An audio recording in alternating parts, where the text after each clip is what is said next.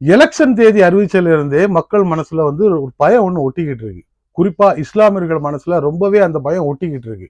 ஏன் அப்படின்னா, மீண்டும் பாஜக மீண்டும் இந்த மோடி ஆட்சியில வந்து உட்கார்ந்துட்டாருன்னா நம்மளுடைய நிலைமை என்ன, இந்த நாட்டுல இஸ்லாமியர்களுடைய நிலைமை என்ன அப்படிங்கிற ஒரு பயம் இஸ்லாமியர்கள் மனசுல ரொம்பவே இருக்கு.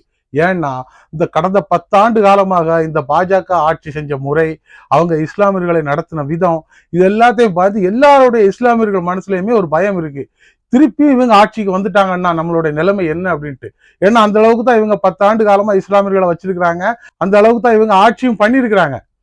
ஒட்டு மொத்தமா இஸ்லாமியர்களை வேரோட அறுத்து எரியணும் அப்படிங்கிறது தான் இவங்களுடைய முதல் குறிக்கோளே. ஆண்டாண்டு காலமாக அதுக்கு விதை போட்டு இப்ப அது பெரிய பூதாகரமா வளர்ந்து நிக்குது.